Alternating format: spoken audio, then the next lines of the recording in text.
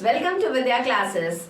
पिछले वीडियो में आप लोगों ने commerce means business studies, West Bengal board के स्टूडेंट्स के लिए बिजनेस स्टडीज होगा, सीबीएसई वालों के लिए बिजनेस स्टडीज होगा, एनआईएस वालों के लिए बिजनेस स्टडीज होगा, लेकिन उसी बिजनेस स्टडीज को आईएससी में कॉमर्स बोला जाता है। तो कंफ्यूज ना हो, हम लोग कॉमर्स का चैप्टर कर रहे थे प्लानिंग का हम लोगों ने मीनिंग कॉन्सेप्ट को क्लियरली समझ लिया है। उसके बाद मैंने आपको इंपॉर्टेंस भी करवा दिया है और आज हम लोग उसका लिमिटेशंस करने के लिए जा रहे हैं। तो देखेंगे जरा इसका लिमिटेशंस कैसे है।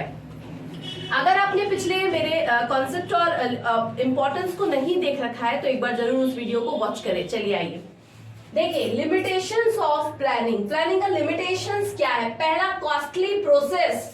फर्स्ट पॉइंट हमारा क्या है, कॉस्टली प्रोसेस। इसका मतलब प्लानिंग जो है एक बहुत ही कॉस्टली प्रोसेस है। अगर प्लानिंग करना है तो उसके लिए बहुत सारे स्पेशलिस्ट लोगों को अपॉइंट करना पड़ता है। ठीक है, इसके अंदर में हमारा पैसा तो लगता ही है क्योंकि उन्हें आप सैलरीड पर्सन को लेके आते हो, आप साथ ही साथ कुछ लोगों को आपको हायर करना पड़ता है। उसके बाद पैसा के साथ टाइम भी लगता है क्योंकि बहुत सारा डेटा वगैरह कलेक्शंस करना, फिर उन्हें एनालिसिस करना, फिर उस पर रिपोर्ट प्रिपेयर करना, फिर प्लानिंग तैयार करना। तो ये भी बहुत ज्यादा, ये सारे प्रोसेस जो है वो टाइम कंज्यूमिंग होते हैं। एफर्ट, और ऑब्वियसली एफर्ट तो लगता ही है। तो प्लानिंग के लिए हम लोग जब भी हमें प्लानिंग करना पड़ता है तो वो बहुत ही कॉस्टली प्रोसेस है क्योंकि उसमें मनी, टाइम और एफर्ट ये तीनों ही लगाना पड़ता है, तब जाकर के हम लोग प्लानिंग कर पाते हैं।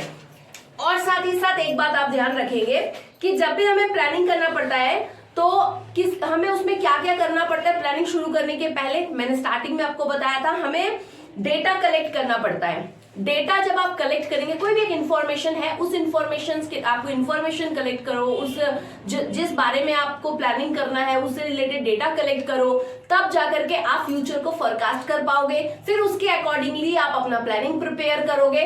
तो ये सारे प्रोसेस बहुत ही मुश्किल होते हैं, पैसे लगते हैं, समय लगता है। तो हम लोग बोल सकते हैं कि ये उसका एक नेगेटिव पार्ट है, ये लिमिटेशन है प्लानिंग का।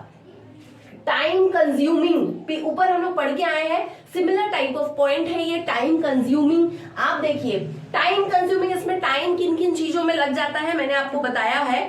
For collection, analysis and interpretation of information, for planning, therefore planning is not practicable during emergencies and crisis।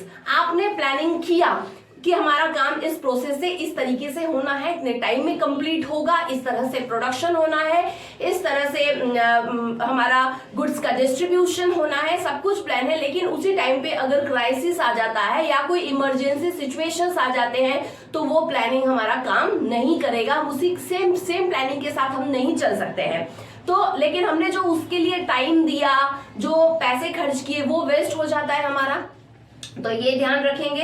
हर बार बहुत बार स्पॉट डिसीजन लेना पड़ता है, स्पॉट एकदम तुरंत प्लानिंग करना पड़ता है। पहले का जो आपने फ्यूचर फोरकास्ट करके जो किया हुआ है वो काम नहीं भी आता है।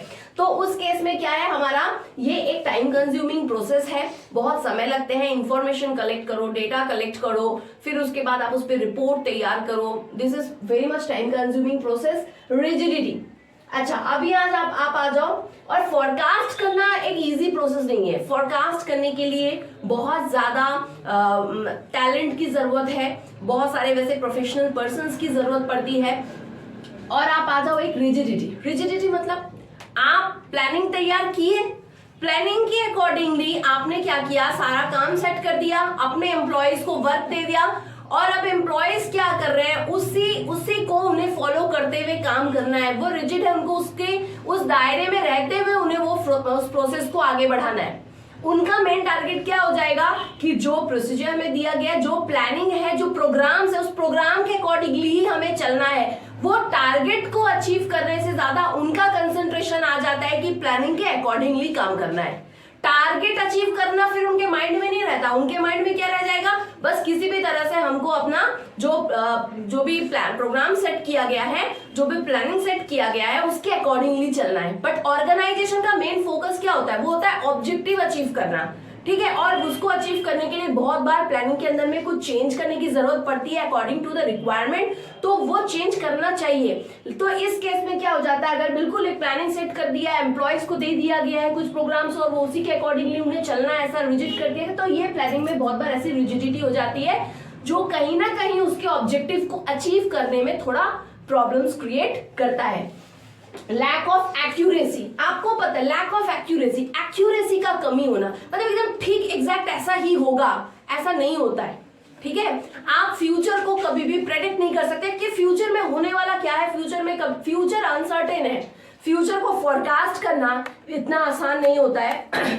तो हम ये नहीं बोल सकते हैं कि आज जो हम प्लानिंग कर रहे हैं बिल्कुल सब कुछ उसके अकॉर्डिंगली ही आगे जाकर के होना है, उसके अंदर में चेंजेस आ सकते हैं, उसमें बहुत सारा बदलाव देखा जा सकता है, लेकिन इसीलिए हम बोल सकते हैं कि प्लानिंग बिल्कुल भी एक्यूरेट होगा, उसमें एक्यूरेसी की कमी रहती है।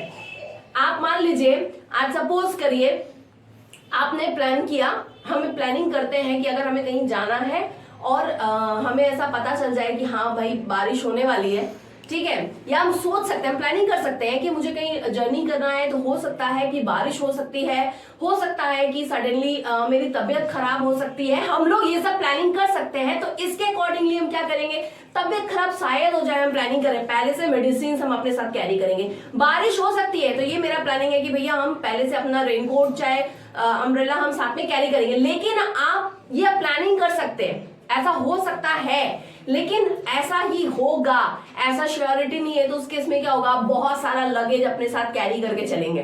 ठीक है, हो सकता है उतना लगेज आपको कैरी करने की जरूरत नहीं थी, उसकी जगह कुछ आप जरूरी सामान लेके चल सकते थे और वो कैरी करने में आपको डिफिकल्टी भी अराइज हो रही है रास्ते में। तो हर बार हर एक चीज का कुछ पॉजिटिव, बहुत सारा पॉजिटिव साइड होता है तो कुछ नेगेटिव साइड भी होता है, वैसे ही प्लानिंग का भी ये नेगेटिव साइड है। लैक ऑफ एक्यूरेसी, हमेशा जो हम प्लानिंग कर रहे हैं उसके अकॉर्डिंगली काम नहीं होगा, एक्यूरेसी की कमी रहती है प्लानिंग में। एक्सटर्नल लिमिटेशंस, एक्सटर्नल लिमिटेशंस भी बहुत सारे हैं। हमने प्लानिंग सेट किया, जब उस प्लानिंग जब सेट करते हैं तो क्या होता है, गवर्नमेंट को ध्यान करके, गवर्नमेंट का रूल्स रेगुलेशंस प्रोसीजर्स को ध्यान में रखे, हमारा मार्केट सिचुएशंस को ध्यान में रख करके, फिनेंशियल कंडीशंस को ध्यान में रख करके, हमारा फिनेंशियल मार्केट को ध्यान में रखे, कस्टमर्स चॉइस एंड प्रेफरेंसेस को ध्यान में रखे, बहुत सारे एस्पेक्ट्स होते हैं जिनको ध्यान में रख करके प्रोडक्शंस किया जाता है। प्लानिंग उस प्रोडक्शंस के अकॉर्डिंगली ये सारे एस्पेक्ट्स को ध्यान में रख के हम प्लानिंग करते हैं। लेकिन बहुत सारे एक्सटर्नल ऐसी भी चीजें जो हमारे कंट्रोल के बाहर है। हो सकता है हम जो प्लानिंग सेट किए लेकिन हमारा प्लानिंग में नहीं था कि गवर्नमेंट सडनली कुछ नए रूल्स लेके आ जाएंगे, जैसे जीएसटी लगा था, वो अचानक से लगा था, वो कोई प्लानिंग में नहीं था किसी भी सारे बिजनेस पर्सन लोगों के लिए। तो क्या हुआ कि कहीं ना कहीं उनके प्लानिंग में, कहीं ना कहीं नहीं, बहुत ज्यादा ही उनके प्लानिंग पर इफेक्ट किया था। वो जिस तरह से काम कर रहे थे उसमें उनको बहुत सारे चेंजेस करने की जरूरत पड़ी थी। तो बहुत सारे गवर्नमेंट रूल्स रेगुलेशंस उसमें आ सकते हैं, मार्केट कंडीशन में चेंजेस देखा जा सकता है, या आप बोल सकते हो कि कस्टमर चॉइस एंड प्रेफरेंसेस देखा जा सकता है, मार्केट में आपके कंपटीटर के सिचुएशंस, मतलब there are various external limitations which you have to face. तो बहुत सारे ऐसे एक्सटर्नल लिमिटेशंस हैं जो जिनका फेस प्लानिंग के टाइम पर, अगर आप प्लानिंग कर रहे हैं तो आपको फेस करना पड़ सकता है, जैसे कि चेंजेस इन गवर्नमेंट पॉलिसीज, फिर उसके बाद industrial unrest in the country, changes in technology, and these are the external limitations. ठीक है, changes in the business environment, ये भी हमारा एक्सटर्नल लिमिटेशंस में, हम प्लानिंग में मेरे नहीं था कि सडनली ऐसा चेंज देखने को। जनरली प्लानिंग जब कर रहे हैं तो हम बिजनेस एनवायरनमेंट को ध्यान में रखते हैं, लेकिन बहुत बार ऐसा होता है कि कुछ एनवायरमेंटल चेंजेस ऐसे होते हैं जो हमारे प्रेडिक्शंस के, हमारे फोरकास्टिंग के बाहर थे। ठीक है, तो ये आ गए, तो वहां पे हमारा प्लानिंग काम ना करे। तो ये हमारे 5 लिमिटेशंस है। पहला, कॉस्टली प्रोसेस, मैंने आपको बताया, इसमें मनी, टाइम, एफर्ट तीनों यूज करते हैं। टाइम कंज्यूमिंग है बहुत ज्यादा, रिजिडिटी है, एम्प्लॉयज को एकदम एक प्रॉपर एक सिस्टम बता दिया जाता है कि इसी के अकॉर्डिंगली काम करना है। लैक ऑफ एक्यूरेसी है, एक्सटर्नल लिमिटेशंस है। तो ये सारे 5 पॉइंट्स हैं, काफी है। अगर आप ये 5 पॉइंट्स पढ़ते हैं तो it is more than enough. लेकिन इसे आप जब आप एग्जाम में इसे लिखेंगे तो आप कैसे करेंगे, आप पहले प्लानिंग का डेफिनेशन देंगे। मैंने आपको कॉन्सेप्ट दिया हुआ है, मेरे वीडियो बने हुए हैं, कॉन्सेप्ट में एक ड्राइंग भी दिया हुआ है। आप पहले कॉन्सेप्ट लिखेंगे, उसके बाद वो ड्राइंग वहां बनाएंगे, देख लीजिएगा पिछला वीडियो आप मेरा। उसके बाद वो बनाने के बाद में हम क्या करेंगे, इसी पॉइंट्स को हम जैसे लिमिटेशंस ऑफ प्लानिंग है ना, तो हम यहाँ से एरो देके 1 नंबर 2 नंबर ऐसे 5 एरोज बना के हम ये सारे पॉइंट्स लिख देंगे। तो ये प्रेजेंटेशन बहुत अच्छा आएगा। फिर नीचे से एक-एक करके पॉइंट्स को एक्सप्लेन करना चालू करेंगे और लास्ट 2 लाइन में कंक्लूजन होगा। ठीक है, आप ऐसे ही लिखिएगा, हर आंसर्स को कोशिश करिएगा इसी तरह से अपने कॉपी में लिखने के लिए। आज इतना ही। नेक्स्ट वीडियो में हम लोग पढ़ेंगे प्लानिंग का स्टेप्स क्या है। बहुत इंपॉर्टेंट क्वेश्चन है, बहुत बार पूछे जाते हैं, हर एक बोर्ड के लिए इंपॉर्टेंट है। तो बिल्कुल पिछले सारे वीडियोस देख के रखिए ताकि वो आपको समझने में और हेल्प करेगा। Thank you.